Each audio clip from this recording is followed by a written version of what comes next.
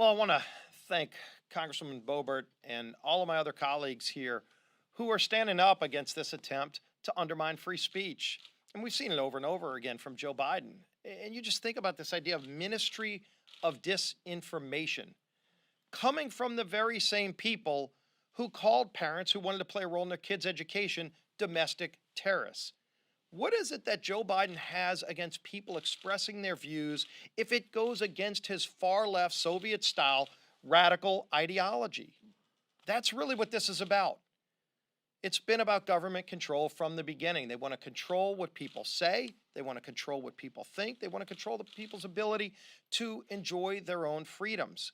You saw it over and over again during COVID. Schools should have been open early off, and the science, by the way, was very clear on that.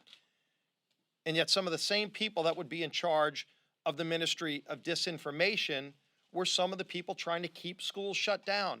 When the data early off said it's harming kids, it's harming them emotionally, mentally, the learning that they lost, millions of kids that will never catch up because they kept schools shut down. And by the way, it was the Biden administration who changed the science because the union bosses went to him and said they didn't like the CDC guidance that was about to come out.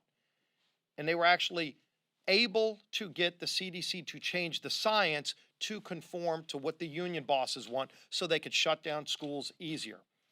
Over and over again, my colleague Jim Jordan's going to be talking in a moment as well.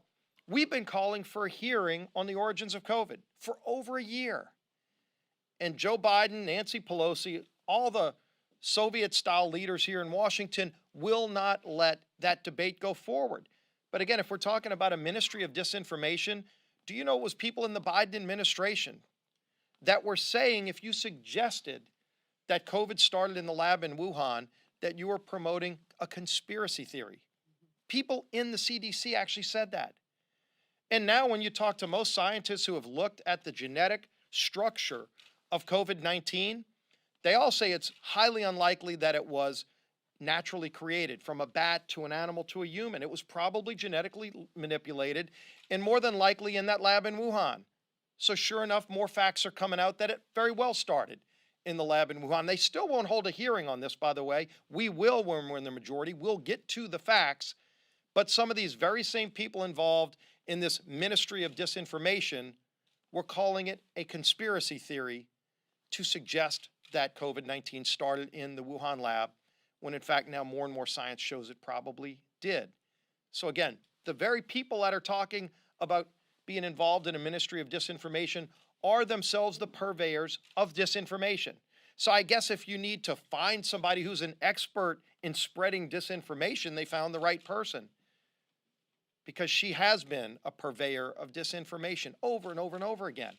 But that's not what the American people believe in. American people believe in free speech. The ability to go out and talk about your ideas, talk about your beliefs, defend them, and let the facts ultimately come out. But if they don't like the facts, they want to shut down speech. And that's not only unconstitutional, it's un-American, and we need to defund it. We're going to continue fighting to get this bill brought up, and I congratulate again Lauren Boebert and all of my colleagues who are going to stand up for free speech and against their disinformation from the Biden administration.